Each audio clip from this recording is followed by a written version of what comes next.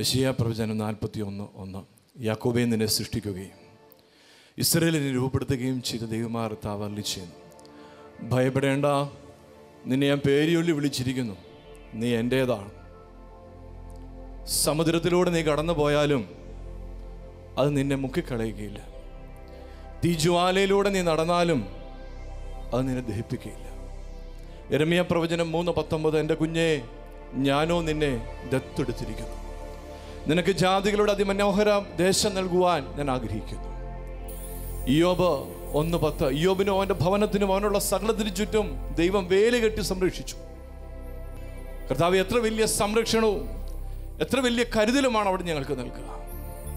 അങ്ങയുടെ സന്നിധിയിലേക്ക് പൂർണ്ണമായിട്ട് ഞങ്ങളെ സമർപ്പിച്ച് പ്രാർത്ഥിക്കുകയാണ്, പൂർണ്ണമായിട്ടും വിട്ടുകൊടുത്തുകൊണ്ട് പ്രാർത്ഥിക്കുകയാണ്.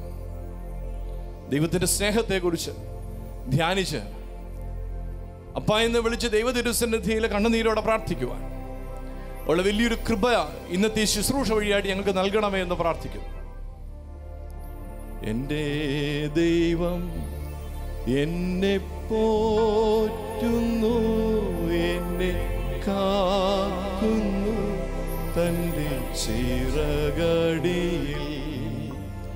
എൻ്റെ ദൈവം എന്നെ പോറ്റുന്നു, എന്നെ കാക്കുന്നു തൻ്റെ ചിറകടിയിൽ. അനർത്ഥങ്ങളിൽ ഞെരുക്കങ്ങളിൽ അതിശയമായെന്നെ പുലർത്തിയിടുന്നു.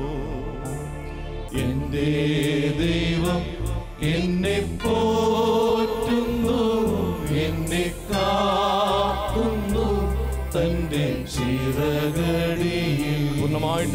പൂർണ്ണമായിട്ട് ദൈവത്തിൻ്റെ സമർപ്പിച്ച് പ്രാർത്ഥിക്കാം. പിതാവിൻ്റെയും പുത്രൻ്റെയും പരിശുദ്ധ റൂഹായുടെയും നാമത്തിൽ തന്നെ ആമേൻ. എൻ്റെ വളരെ അടുത്തൊരു ബന്ധുവായിരിക്കുന്ന ഒരു ആൻറ്റിക്ക് ക്യാൻസർ ബാധിതയായിരുന്നു. പലപ്പോഴും എന്നെ വിളിച്ചു പറഞ്ഞു, അച്ഛൻ വന്നൊന്ന് പ്രാർത്ഥിക്കണം. എന്നെക്കൊണ്ട് സാധിച്ചില്ല, തിരക്ക് കാരണം. ഒരു ദിവസം വൈകുന്നേരം സന്ധ്യ നമസ്കാരത്തിനായിട്ട് ദേവാലയത്തിലേക്ക് പോകുമ്പോൾ എൻ്റെ അപ്പൻ്റെ സഹോദരൻ എന്നെ വിളിച്ച് ശകാരിച്ചു. ഇന്ന് തന്നെ വളരെ കൂടുതലാണ് ആൻറ്റിക്ക്, എത്രയും പെട്ടെന്ന് അച്ഛൻ പോയി പ്രാർത്ഥിക്കണം. ഞാൻ സന്ധ്യ നമസ്കാരത്തിന് ശേഷം ഹോസ്പിറ്റലിലേക്ക് ചെന്നു. ലിഫ്റ്റ് കയറി ഞാൻ ഉദ്ദേശിച്ച ഫ്ലോറിലെത്തി. ആ ഫ്ലോറിൽ ആ കോറിഡോർ വഴി ഞാൻ നടന്ന് ആൻറ്റി കിടക്കുന്ന മുറിയിലേക്ക് പോവുകയാണ്. ഇതിനിടയ്ക്ക് ഒരു മനുഷ്യൻ നിൽപ്പുണ്ട്, അക്രൈസ്തവനായൊരു മനുഷ്യനാണ്. ഈ മനുഷ്യൻ എന്നെ കണ്ടപ്പോൾ ഒന്ന് ഇങ്ങനെ കൈകൂപ്പി ഒന്ന് തൊഴുതു. ഞാൻ ആ തിരക്ക് കാരണം ഒന്ന് ചിരിച്ചിട്ട് ഞാൻ വേണ്ടും നടന്നങ്ങ് പോയി. എൻ്റെ ആൻറ്റിയുടെ റൂമിൽ ചെന്നു, പ്രാർത്ഥിച്ചു, വചനം പറഞ്ഞു, ശക്തിപ്പെടുത്തി. അരമണിക്കൂറോളം അവിടെ സമയം ചെലവഴിച്ച് തിരിച്ചു പോരുമ്പോൾ ഈ അക്രൈസ്തവനായ മനുഷ്യൻ അതേപടി അവിടെ നിൽപ്പുണ്ട് ഒരു മുറിയുടെ മുമ്പിൽ. പ്രിയപ്പെട്ടവരെ, ഞാൻ ഈ മനുഷ്യൻ ഇപ്രാവശ്യം എന്നെ കണ്ടപ്പോൾ, തിരിച്ചു പോകുന്ന എന്നെ കണ്ടപ്പോൾ നിറകണ്ണുകളോടുകൂടി കൈകൂപ്പിയിട്ട് എന്നെ ഒന്ന് തൊഴുതു. പെട്ടെന്ന് ഞാൻ അവിടെ നിന്നു. ഈ തൊഴുതു പിടിച്ചിരിക്കുന്ന കയ്യെ കയറി ഞാൻ പിടിച്ചു. എന്നോട് ചോദിച്ചു, അച്ഛാ ഈ മുറി കയറി ഒന്ന് പ്രാർത്ഥിച്ചിട്ട് പോകാമോ? ആയിക്കോട്ടെ. ഞാൻ ആ മുറിയിലേക്ക് കയറി. പ്രിയപ്പെട്ടവരെ, ആ മുറിയിലേക്ക് കയറി 2 കട്ടിൽ കിടപ്പുണ്ട്. ഒരു കട്ടിലേൽ ഒരു സ്ത്രീ കിടക്കുന്നു, 42-44 വയസ്സ് കാണും കൂടി പോയാൽ. ക്യാൻസർ ബാധിതയാണ്. വെല്ലൂർ ഹോസ്പിറ്റലിൽ നിന്ന് ഉപേക്ഷിച്ചേക്കാണ്. ഇതാ പെയിൻ കില്ലറൊക്കെ കൊടുത്ത് എപ്പോൾ വേണേലും മരണപ്പെടാം, മരണത്തിന് വക്കോളം എത്തുന്ന ആ സ്ത്രീ. പ്രിയപ്പെട്ടവരെ, തലയിലൊന്നൊരു രോമം പോലും ഇല്ല, മുടിയൊന്നുമില്ല, ഒരു അസ്ഥിപഞ്ജരം പോലെ ഒരു സ്ത്രീ കിടക്കുന്നു. കഴുത്തയിലൂടെ മൂക്കിലൂടെ എല്ലാം ട്യൂബ് ഇട്ടേക്കുന്നു. പ്രിയപ്പെട്ടവരെ, ഞാൻ വളരെ ദയനീയമായിട്ട് ഈ സ്ത്രീയെ നോക്കിക്കൊണ്ടിരിക്കുമ്പോഴാണ് തൊട്ടടുത്ത കട്ടിൽ, അയ്യോ ഞാൻ നോക്കിയപ്പോൾ ഇതുപോലെ തന്നെ ഒരു രൂപം അവിടെ കിടക്കുന്നു. ഞെട്ടിപ്പോയി. ഞാൻ ചോദ്യഭാവത്തിൽ ഈ മനുഷ്യൻ്റെ മുഖത്തേക്ക് നോക്കിയപ്പോൾ ഈ മനുഷ്യൻ പറയാ, എൻ്റെ മോളാണച്ചാ. ഒരു റൂമിൽ അമ്മയും മകളും ഒരുപോലെ ക്യാൻസർ ബാധിതരായിട്ട് മരണത്തിന് വക്കോളം എത്തിയിട്ട് കിടക്കുന്നു. പ്രിയപ്പെട്ടവരെ, എന്തു പറഞ്ഞ് ആശ്വസിപ്പിക്കണമെന്ന് അറിയാൻ സാധിച്ചില്ല. ഒന്നും വേണ്ടിയില്ല. ഇവർ 2 പേരുടെയും തലക്കൈ വെച്ച് പ്രാർത്ഥിച്ച് ഈ മനുഷ്യനെ ഒന്ന് കെട്ടിപ്പിടിച്ചു. എൻ്റെ കണ്ണങ്ങ് നിറഞ്ഞു. ഇവരുടെ പേരെന്താണെന്നോ ദേശം ഏതാണെന്നോ പോലും ചോദിച്ചില്ല. ഞാൻ ഇറങ്ങി നടന്നു. പോന്ന വഴിക്ക് മുഴുവൻ ഞാൻ എൻ്റെ വാഹനത്തിലിരുന്ന് ദൈവത്തോട് കലഹിച്ചു. ദൈവമേ, നീ എന്താ ഇതൊന്നും കേൾക്കാത്ത? നീ എന്താ ഈ മനുഷ്യൻ്റെ, പാവപ്പെട്ട മനുഷ്യൻ്റെ കണ്ണുനീരിനെ എന്തുകൊണ്ടാ കേൾക്കാത്ത? പ്രിയപ്പെട്ടവരെ, പരിശുദ്ധ സഭ ഈ വർഷത്തെ അഖില മലങ്കര സുവിശേഷ യോഗത്തിനായിട്ട് നമുക്ക് ക്രമീകരിച്ചു തന്നിരിക്കുന്ന പ്രാവശ്യത്തെ ചിന്താവിഷയം മത്തായി ശ്ലീഹ എഴുതിയ സുവിശേഷം 6-ാം അധ്യായം 33-ാം വചനമാണ്. മുമ്പേ അവൻ്റെ രാജ്യവും നീതിയും അന്വേഷിപ്പീൻ. പ്രിയപ്പെട്ടവരെ, അവൻ്റെ രാജ്യവും നീതിയും അന്വേഷിക്കണം. പ്രിയപ്പെട്ടവർ, ഇന്ന് അതിലേക്ക് നയിക്കുന്ന ചില ചിന്തകൾ ദൈവത്തിൽ മാത്രം ആശ്രയിച്ച് നിങ്ങളുമായിട്ട് പങ്കുവെക്കുവാനാണ് ആഗ്രഹിക്കുന്നത്. പരിശുദ്ധ സഭയുടെ അടിസ്ഥാന വിശ്വാസ പ്രമാണം എന്ന് പറയുന്നത് നമുക്കൊരു വിശ്വാസ പ്രമാണമാണ്, സർവശക്തിയുള്ള പിതാ. അതിൻ്റെ അവസാനത്തെ ഖണ്ഡികയ്ക്കകത്ത് പാപമോചനത്തിന് മാമോദീസ എന്ന് തുടങ്ങി നമ്മളിങ്ങനെ ചൊല്ലി വരുമ്പോൾ വരുവാനിരിക്കുന്ന ലോകത്തിലെ പുതിയ ജീവിതത്തിനുമായിട്ട് നോക്കിപ്പാർക്കുന്നു. പ്രിയപ്പെട്ടവരെ, വരുവാനിരിക്കുന്ന ഒരു പുതിയ ജീവിതത്തിനായിട്ട് നോക്കിപ്പാർക്കുന്ന പരിശുദ്ധ സഭ ഓരോ പ്രാർത്ഥനയിലും സഭ നൽകുന്ന ആഹ്വാനമാണ്, ഈ ലോകത്തിലെ ജീവിതമല്ല, നിനക്ക് വരുവാനിരിക്കുന്ന ഒരു പുതിയ ജീവിതമുണ്ട്, ജീവിതമുണ്ട്, ജീവിതമുണ്ടെന്ന് പരിശുദ്ധ സഭ നമ്മളെ ഓർമ്മിപ്പിക്കുകയാണ്. പ്രിയപ്പെട്ടവരെ, ആ നിത്യതയുടെ സ്വർഗീയ ഭാഗ്യം അത് അന്വേഷിക്കുവാൻ പരിശുദ്ധ സഭ ഈ വർഷം നമ്മളോട് ആഹ്വാനം ചെയ്യുമ്പോൾ എങ്ങനെ ഈ നിത്യതയുടെ സൗഭാഗ്യത്തിലേക്ക്, ആ രാജ്യവും നീതിയും അന്വേഷിക്കുമ്പോൾ എങ്ങനെ അതിലേക്ക് നമുക്ക് പ്രവേശിക്കുവാൻ സാധിക്കും എന്നുള്ളതിനെക്കുറിച്ച് അതിൻ്റെ ചില വഴികൾ പ്രിയപ്പെട്ടവരെ ഇന്ന് അല്പസമയം ചിന്തിക്കുകയാണ്. ഒറ്റ കാര്യമാണ് പ്രധാനമായിട്ടും പറയാനുള്ളത്. പ്രിയപ്പെട്ടവരെ, മുമ്പേ അവൻ്റെ രാജ്യവും നീതിയും അന്വേഷിക്കണമെങ്കിൽ നമുക്കൊരു ക്വാളിഫിക്കേഷൻ വേണം. ആ ക്വാളിഫിക്കേഷൻ എന്താണെന്നുള്ളത് എഫേസ്യർക്ക് എഴുതിയ ലേഖനം, അതാണ് പ്രധാന ചിന്താ വിഷയം. എഫേസ്യർക്ക് എഴുതിയ ലേഖനം 1-ാം അധ്യായം 17-ാം വചനം. പൗലോസ് അപ്പോസ്തലൻ എഫേസസിലുള്ള സഭയ്ക്ക് വേണ്ടി പ്രാർത്ഥിക്കുകയാണ്. 2 പ്രാർത്ഥനകൾ ഈ ലേഖനത്തിൽ പറയുന്നുണ്ട്. അതിലൊരു പ്രാർത്ഥനയിൽ തൻ്റെ ജനത്തിനു വേണ്ടി, എഫേസസിലുള്ള തൻ്റെ ജനത്തിനു വേണ്ടി പൗലോസ് അപ്പോസ്തലൻ പ്രാർത്ഥിക്കുന്ന പ്രാർത്ഥനയാണ്. അതിങ്ങനെയാണ് വായിക്കുക: നമ്മുടെ കർത്താവായ യേശു ക്രിസ്തുവിൻ്റെ ദൈവവും മഹത്വമുള്ള പിതാവുമായവൻ നിങ്ങൾക്ക് തന്നെക്കുറിച്ചുള്ള പരിജ്ഞാനത്തിൽ ജ്ഞാനത്തിൻ്റെയും വെളിപാടിൻ്റെയും ആത്മാവിനെ തരേണ്ടതിന്. പ്രിയപ്പെട്ടവരെ, ഒന്നും മനസ്സിലായില്ലെന്ന് എനിക്കറിയാം. ഒറ്റ വാക്കി പറഞ്ഞ അത്രേ ഉള്ളൂ, പിതാവാം ദൈവത്തെക്കുറിച്ച് നിനക്ക് പരിജ്ഞാനമുണ്ടായിരിക്കണം. പ്രിയപ്പെട്ടവരെ, മുമ്പേ അവൻ്റെ രാജ്യവും നീതിയും അന്വേഷിക്കണമെങ്കിൽ അതിനൊരു ക്വാളിഫിക്കേഷൻ വേണം. പിതാവാം ദൈവത്തെക്കുറിച്ച് നിനക്ക് പരിജ്ഞാനമുണ്ടായിരിക്കണം. പിതാവാം ദൈവത്തെക്കുറിച്ച് നിനക്ക് പരിജ്ഞാനമുണ്ടായിരിക്കണം. 4 പരിജ്ഞാനങ്ങളെക്കുറിച്ച് നമ്മൾ കാണുകയാണ്.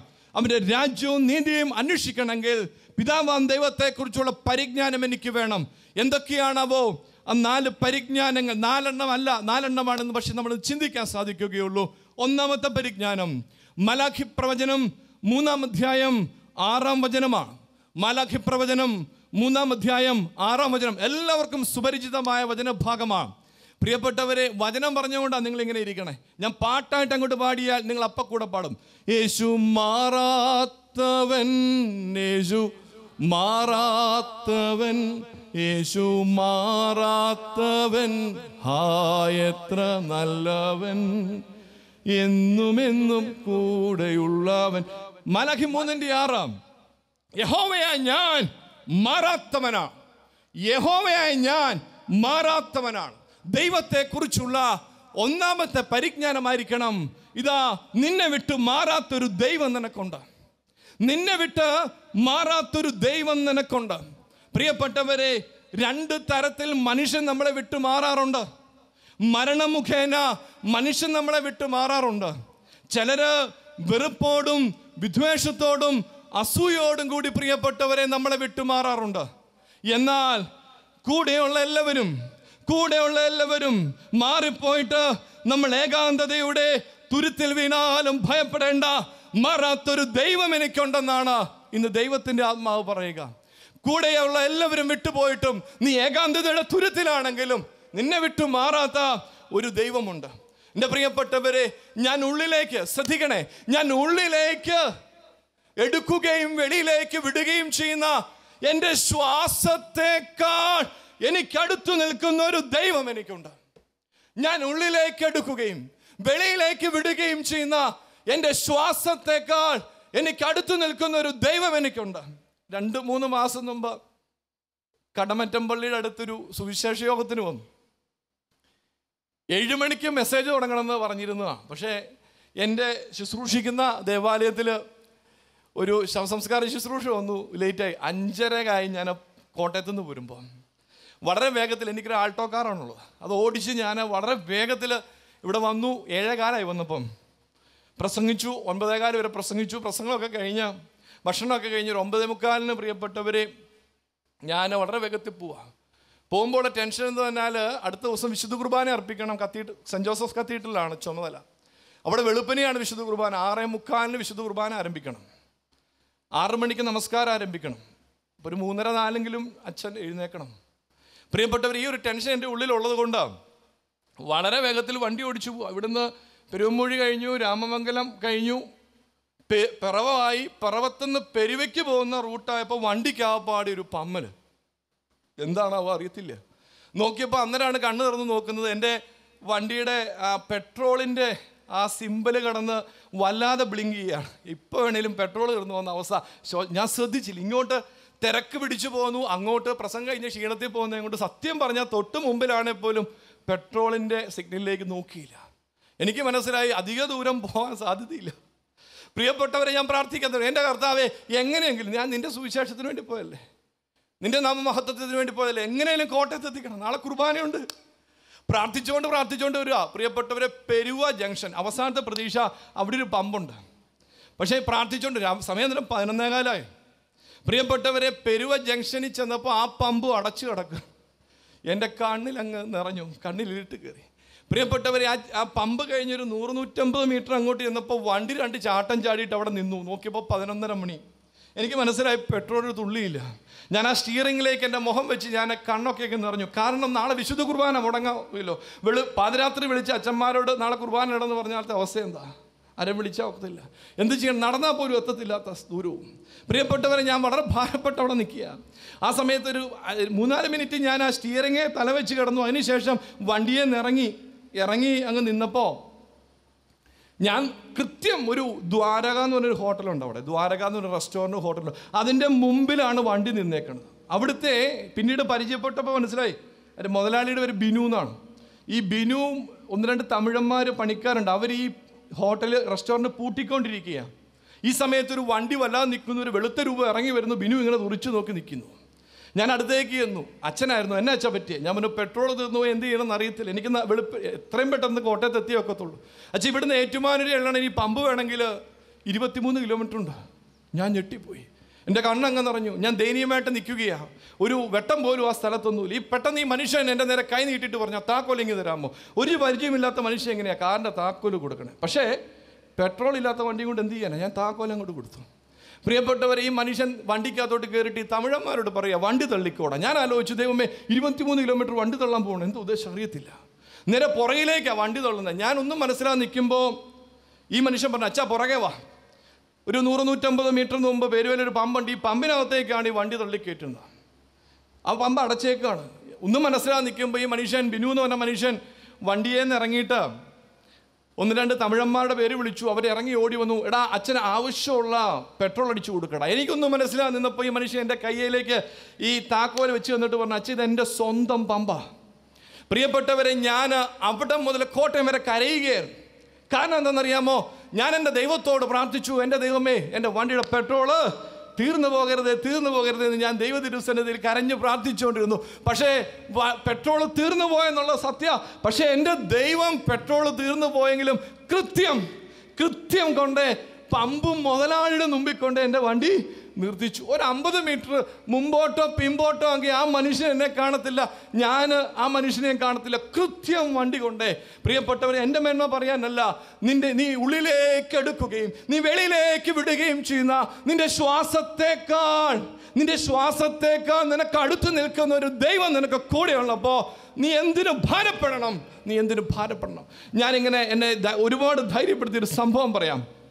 ഞാൻ നമ്മുടെ സെമിനാരിയിൽ, നമ്മുടെ ഉദയഗിരി വെട്ടിക്ക സെമിനാരിയിൽ അവസാന വർഷം പഠിച്ചുകൊണ്ടിരിക്കുമ്പോഴാണ് എൻ്റെ അപ്പൻ മരിക്കുന്നത്. പ്രിയപ്പെട്ടവരെ, അപ്പൻ മരിച്ചു.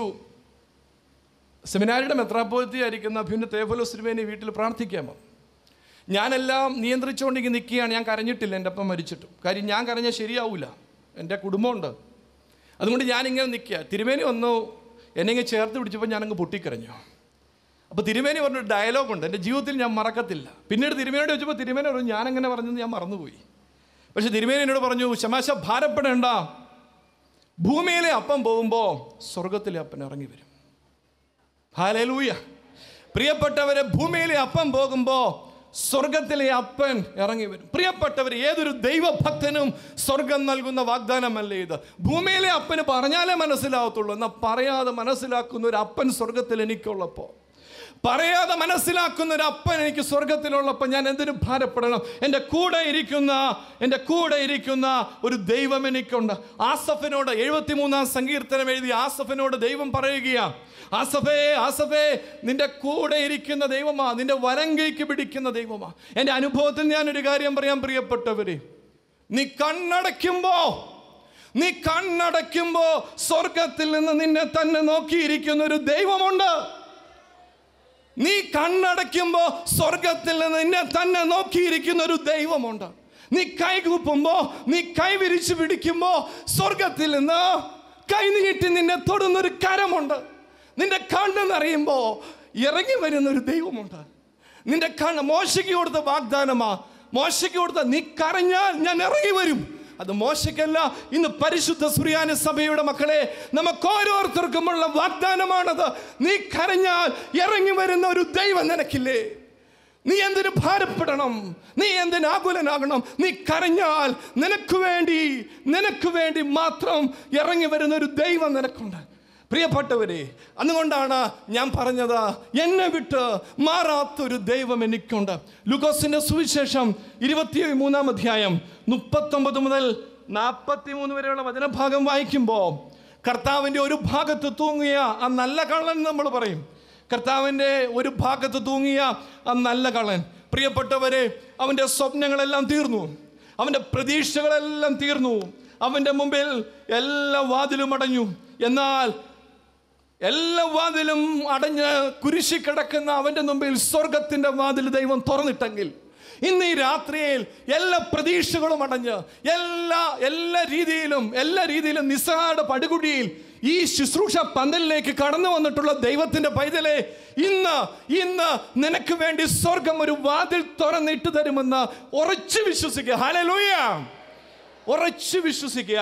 പ്രിയപ്പെട്ടവരെ, തകർന്നു പോകേണ്ട സന്ദർഭത്തിലും, എല്ലാവരും തഴഞ്ഞപ്പോഴും, എല്ലാവരും മാറ്റി നിർത്തിയപ്പോഴും, സ്വർഗത്തിലെ ദൈവത്തിൻ്റെ ഒരു കരം നിന്റെ മേലുള്ളത് കൊണ്ടല്ലേ ഇന്ന് നീ പന്തൽ വന്നിരിക്കുന്നത്. പണ്ടേ മണ്ണിനടി പോകേണ്ട ഒരു ജീവിതമല്ലേ ഒരുപക്ഷെ നിന്റേത്. എത്രയോ വട്ടം നീ ആത്മഹത്യയെക്കുറിച്ച് ചിന്തിച്ചിട്ടുണ്ട്. സ്വർഗത്തിലെ ദൈവത്തിൻ്റെ ഒരു കരം നിന്റെ മേലുള്ളത് കൊണ്ട് മാത്രമല്ലേ ദൈവത്തിൻ്റെ പൈതലേ ഇന്ന് നീ ഈ പന്തലിൽ വന്ന് ഇരിക്കുന്നത്. പ്രിയപ്പെട്ടവരെ, അതുകൊണ്ട് കുരിശിലെ കള്ളൻ്റെ അവസ്ഥ അതാണ്. എല്ലാ വാതിലും അടഞ്ഞു. പ്രിയപ്പെട്ടവരെ, ഒരു സത്യം ഹൃദയ ഫലകത്തിൽ എഴുതി വെക്കണം. നിന്റെ ചുറ്റുമുള്ളവർക്ക് ഈ ഭൂമിയിലെ വാതിലല്ലേ അടയ്ക്കാൻ പറ്റത്തുള്ളൂ.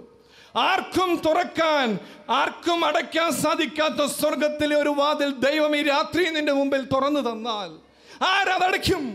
ആർക്കത് അടയ്ക്കാൻ സാധിക്കും? അതുകൊണ്ട് സാധ്യതകൾ തീർന്നു പോയെന്ന് തോന്നുന്ന ദൈവത്തിൻ്റെ പൈതലേ, നിന്റെ ജീവിതത്തിന്റെ സാധ്യതകൾ തീർന്നു പോയെന്ന് ലോകം നിന്നോട് പറയുമ്പോൾ നീ ആ കാൽവരി കുരിശിലേക്ക് നോക്കണം. പ്രിയപ്പെട്ടവരെ, കുരിശ് തറച്ച് ഏറ്റവും ഹീനമായ രീതിയിൽ കൊല്ലാൻ അധികാരികൾ വിധിച്ചവനെ നേരെ പറുദീസയിലേക്ക് വിട്ട ഒരു ദൈവമുണ്ട്. മറന്നു പോകരുത്. നിന്റെ വിധി തിരുത്തി എഴുതാൻ കഴിവുള്ള ഒരു ദൈവത്തെയാണ് നീ വിളിക്കുന്നത്. നിന്റെ ജീവിതത്തിന്റെ വിധി തിരുത്തി എഴുതാൻ കഴിവുള്ള ഒരു ദൈവത്തെയാണ് നീ വിളിക്കുന്നത്, പ്രിയപ്പെട്ടവരെ, ആരാധിക്കുന്നത്. അതുപോലെ തന്നെ നമ്മൾ കാണുന്നുണ്ട്, മുമ്പോട്ട് വായിക്കുമ്പോൾ ഈ ലൂക്കോസിന്റെ സുവിശേഷത്തിൽ ഗവൺമെന്റിന്റെ ഒരു ഓർഡർ ഉണ്ട്. കുരിശി കിടക്കുന്നവരുടെ 3 പേരുടെ അസ്ഥി അങ്ങോട്ട് തകർത്ത് കളയണം. 2 പേരുടെ അസ്ഥി ഒടിച്ചു കളഞ്ഞു. 3-മത് കർത്താവിൻ്റെ അരികെ വന്നപ്പോൾ അവൻ്റെ അസ്ഥി ഒടിച്ചില്ല. ഞാൻ ആലോചിക്കുന്നുണ്ട്, എന്തൊരു റിസ്ക്കാണ്. മരിച്ചു എന്നൊക്കെ ഉള്ളത് അവന് തോന്നി, ശരിയാ. പക്ഷേ എന്തൊരു റിസ്ക്കാണ് ആ ഉദ്യോഗസ്ഥനെടുത്തത്. അവൻ്റെ ജോലി പോലും തെറിക്കാനുള്ള സാധ്യതയുണ്ട്.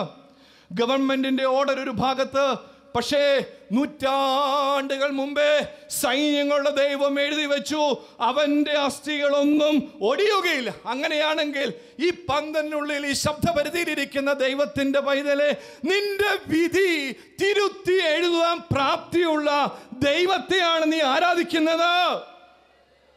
നിന്റെ വിധി തിരുത്തി എഴുതാൻ പ്രാപ്തിയുള്ള ദൈവത്തെയല്ലേ നീ ആരാധിക്കുന്നത്? അതുകൊണ്ട് പ്രിയപ്പെട്ടവരെ, ഒന്നാമത്തെ ചിന്ത, എന്നെ വിട്ട് മാറാത്തൊരു ദൈവം എനിക്ക് ഉണ്ട്. പ്രിയപ്പെട്ടവരെ, അപ്പോൾ രാജ്യവും നീതി അന്വേഷിക്കുന്നതിന് വേണ്ട ആദ്യത്തെ ദൈവത്തെക്കുറിച്ചുള്ള പരിജ്ഞാനം, എന്നെ വിട്ടു മാറാത്തൊരു ദൈവം ഈ ഭൂമിയിൽ ഉണ്ടെന്നുള്ളതാണ്. രണ്ടാമത്തെ പരിജ്ഞാനം യെശയ്യാ പ്രവചനം 49 അധ്യായം 15 വചനമാണ്. ഒരു സ്ത്രീ തൻ്റെ കുഞ്ഞിനെ മറക്കുമോ? താൻ പ്രസവിച്ച മകനോട് കരുണ തോന്നാതിരിക്കുമോ? അവർ മറന്നാലും ഞാൻ നിന്നെ മറക്കുകയില്ല. ഇതാ, ഞാൻ നിന്നെ എൻ്റെ ഉള്ളങ്കൈ രേഖപ്പെടുത്തിയിരിക്കും. ഒന്ന്, എന്നെ വിട്ടുമാറാത്തൊരു ദൈവം എനിക്കുണ്ട്. രണ്ട്, എന്നെ മറക്കാത്തൊരു ദൈവം എനിക്കുണ്ട്. യെശയ്യാ എഴുതിക്കൊണ്ടിരിക്കുമ്പോൾ ആത്മാവ് പ്രചോദിപ്പിച്ച് യെശയ്യാ എഴുതിക്കൊണ്ടിരിക്കുന്നു, ആരൊക്കെ മറന്നാലും ഞാൻ നിന്നെ മറക്കുകയില്ല. യെശയ്യാ പേന നിലത്തോട്ട് വെച്ച്, എന്ത് വർത്താനീ പറയണേ? ആരൊക്കെ മറന്നാലും അങ്ങനെ എല്ലാവരും മറക്കുമോ? വീണ്ടും ആത്മാവ് പ്രചോദിപ്പിക്കുകയാണ്, ഇതാ, പെറ്റ അമ്മ നിന്നെ മറന്നാലും ഞാൻ നിന്നെ മറക്കുകയില്ല. പ്രിയപ്പെട്ടവരെ, ശരിയല്ലേ? കൂടപ്പിറപ്പുകൾ മറന്നിട്ടില്ലേ? അപ്പനും അമ്മയും മറന്നിട്ടില്ലേ? നിങ്ങളൊന്ന് ആലോചിച്ചേ. വർഷങ്ങൾ മുമ്പ് സുഗതകുമാരി ടീച്ചർ എന്ന് പറയുന്ന ടീച്ചർ സാമൂഹിക പ്രവർത്തകയാണ്, പ്രസംഗകയാണ്, ഒരുപാട് പ്രസിദ്ധിയാണ്. കോട്ടയത്ത് ഇങ്ങനെ പ്രസംഗിച്ചു, ഈ അബോർഷനൊക്കെ നിരോധിക്കണം. നിങ്ങൾക്ക് കുഞ്ഞുങ്ങളെ ആവശ്യമില്ലെങ്കിൽ നിങ്ങൾ എന്ത് ചെയ്യണം? ഈ കുഞ്ഞുങ്ങളെ പ്രസവിച്ച് ആ കുഞ്ഞുങ്ങളെ ഗവൺമെൻറ് ഏറ്റെടുക്കണം. ഇതിനെ പലരും പരിഹസിച്ചു. പക്ഷേ പിന്നീട് ഇതിൽ നിന്ന് പ്രചോദനം ഉൾക്കൊണ്ടുകൊണ്ട് കോട്ടയം ജില്ലാ ആശുപത്രിയുടെ മുമ്പിൽ അമ്മത്തൊട്ടിൽ എന്ന് പറഞ്ഞൊരു സംഭവം വെച്ചു. അമ്മത്തൊട്ടിൽ വഴിയരികിൽ, റോഡ് സൈഡിൽ. അന്നത് വെച്ചപ്പോൾ എല്ലാവരും പറഞ്ഞു, ഇവരൊക്കെ ഭ്രാന്താണ്. കാരണം ഈ വഴിയരികിൽ, ഈ മെയിൻ ടൗണിന് നടുക്കുകൊണ്ട് ഒരു തൊട്ടിൽ വെച്ചാൽ പെറ്റ അമ്മ എങ്ങനെ അതിനകത്ത് ആരെങ്കിലും കൊണ്ട് കുഞ്ഞുങ്ങളെ അതിനകത്ത് ഇടുവോ? പ്രിയപ്പെട്ടവരെ, 2016 ഡിസംബറിൽ കോട്ടയത്ത് ആ അമ്മത്തൊട്ടിൽ വീണ 5-6 വർഷം കൊണ്ട് വീണ കുഞ്ഞുങ്ങളുടെ എണ്ണം 200ആയി. പെറ്റമ്മ മറക്കുവോ? മറക്കും. പ്രിയപ്പെട്ടവരെ, ഭാര്യ ഭർത്താവിനെ മറക്കുവോ? മറക്കും. അതുകൊണ്ടാണ് നമ്മുടെ ഇടയിൽ ഡൈവോഴ്സുകളുടെ എണ്ണം കൂടിക്കൂടി വരുന്നത്. മക്കൾ മറക്കുവോ? മറക്കും. അതുകൊണ്ടാണ് വൃദ്ധസദനങ്ങൾ കൂടിക്കൂടി വരുന്നത്. പ്രിയപ്പെട്ടവരെ, ഇന്ന് രാത്രി എനിക്ക് പറയാനുള്ളത്, ആരൊക്കെ മറന്നാലും നിന്നെ മറക്കാത്തൊരു ദൈവം എനിക്കുണ്ട്. കോട്ടയത്ത് ഞാലിയാകുഴി എന്ന് പറഞ്ഞ സ്ഥലത്ത് ഒരു ചെറുപ്പക്കാരൻ ബൈക്ക് അപകടത്തിൽ മരിച്ചു. പ്രിയപ്പെട്ടവരെ, മരിച്ചു കഴിഞ്ഞപ്പോൾ എനിക്ക് ആ സമയത്ത് ഞാനിവിടെ ഇല്ല. എനിക്ക് വളരെ അടുപ്പമുള്ളൊരു കുടുംബം. ഞാൻ പ്രാർത്ഥിക്കാനും ആശ്വസിപ്പിക്കുവാനുമായിട്ട് ഞാനും വേറെ 2 സുവിശേഷകരെയും കൂടെ കൂട്ടിക്കൊണ്ട് ആ വീട്ടിൽ ചെന്ന് കഴിഞ്ഞപ്പോൾ ഭാര്യ, 4.5 വയസ്സുള്ള മൂത്ത കൊച്ച്, കൈക്കുഞ്ഞായിരിക്കുന്ന രണ്ടാമത്തെ കുഞ്ഞ്, ഇതുങ്ങളെ എന്ത് പറഞ്ഞ് ആശ്വസിപ്പിക്കാനാണെന്നറിയാതെ ഞാനിങ്ങനെ നിൽക്കുന്ന സമയത്ത് ആ പെൺകുട്ടി എന്നോട് പറയുക, അച്ഛാ, ഞാൻ ഭാരപ്പെടുകയില്ല, ഞാൻ കരയുകയില്ല. എൻ്റെ ഭർത്താവ് എൻ്റെ കുടുംബത്തെ നയിച്ചതിലും ഭംഗിയായിട്ട് എൻ്റെ ദൈവം എൻ്റെ കുടുംബത്തെ നയിക്കുമെന്ന് എനിക്ക് ഉറപ്പുണ്ട്. പ്രിയപ്പെട്ടവരെ, ആരൊക്കെ മറന്നാലും എന്നെ മറക്കാത്തൊരു ദൈവം എനിക്കുണ്ടെന്നുള്ള ഉറപ്പുണ്ട്. ഈ പെൺകുട്ടി പറഞ്ഞതാ. പ്രിയപ്പെട്ടവരെ, അപ്പോൾ ഇന്ന് നമ്മൾ ധ്യാനിക്കുക, നിന്നെ മറക്കാത്തൊരു ദൈവം നിനക്കുണ്ട്. 37-ാം സങ്കീർത്തനം 25-ാം വചനം, നീതിമാൻ തുണയില്ലാതിരിക്കുന്നതും അവൻ്റെ സന്തതി ആഹാരം ഇരക്കുന്നതും കണ്ടിട്ടില്ല. നിന്നെ മാനിക്കുന്ന ഒരു ദൈവമുണ്ട്. ദൈവതിരുസന്നിധിയിൽ മുഴങ്കാലം മടക്കി പ്രാർത്ഥിക്കുന്ന ശീലത്തിലേക്ക് മടങ്ങുക. പ്രിയപ്പെട്ടവരെ, നിന്നെ മാനിക്കുന്ന ഒരു ദൈവമുണ്ട്. നിന്റെ തലമുറകളെ മാനിക്കുന്ന ഒരു ദൈവമുണ്ട്. ഞാൻ പറയാറുണ്ട്, കരയാൻ പഠിക്കണം. ഇന്ന് തലമുറയ്ക്ക് അറിയാൻ മേലാത്ത പ്രധാനപ്പെട്ട ഒരു കാര്യം കരച്ചിലാണ്. കരയാൻ പഠിക്കണം. മനുഷ്യൻ്റെ മുമ്പിലല്ല, ദൈവതിരുസന്നിധിയിൽ കരയാൻ പഠിക്കണം. പ്രിയപ്പെട്ടവരെ, ബുദ്ധിയും ബോധവും വിവേകമുള്ള മാതാപിതാക്കളെ, നിങ്ങൾ എന്ത് ചെയ്യണം? ആദ്യം നിങ്ങൾ കരയാൻ പഠിക്കണം. നിങ്ങളുടെ മക്കളെ കരയാൻ പഠിപ്പിക്കണം. പ്രിയപ്പെട്ടവരെ, ദൈവതിരുസന്നിധിയിൽ കരഞ്ഞാലുള്ള പ്രത്യേകത എന്തെന്നറിയാമോ? നിങ്ങൾ പേപ്പറിലല്ല, ഹൃദയത്തിൽ എഴുതി വെക്കേണ്ട ഒരു കാര്യം അച്ഛൻ പറയാം. നിങ്ങൾ പ്രിയപ്പെട്ടവരെ, ദൈവതിരുസന്നിധിയിൽ കരയുന്നവൻ മനുഷ്യന്റെ മുമ്പിൽ കരയാൻ ദൈവം അനുവദിക്കുകയില്ല. ദൈവ തിരുസന്നിധിയിൽ കരയുന്നവൻ മനുഷ്യന് മുമ്പിലോ മറ്റാരുടെ മുമ്പിലോ കരയാൻ ദൈവം അനുവദിക്കുകയില്ല. അതുകൊണ്ട് ദൈവ തിരുസന്നിധിയിൽ കണ്ണുനീരൊഴുക്കി പ്രാർത്ഥിക്കേണ്ട ദിനമാണെന്ന്. നിന്റെ ജീവിതത്തെ പരിപൂർണമായിട്ട് തൊട്ട് സുഖപ്പെടുത്തുന്ന ഒരു ദൈവം നിന്റെ ജീവിതത്തിലുണ്ട്. പ്രിയപ്പെട്ടവർ, അതാണ് 34-ാം സങ്കീർത്തനം 10-ാം വചനം, ബാലസിംഹങ്ങൾ ഇര കിട്ടാതെ വിശന്നിരിക്കും, യഹോവയെ അന്വേഷിക്കുന്നവൻ ഒരു നന്മയ്ക്കും. ബാലസിംഹങ്ങൾ എന്ന് പറഞ്ഞാൽ ബലമുള്ള, ഉശിരുള്ള,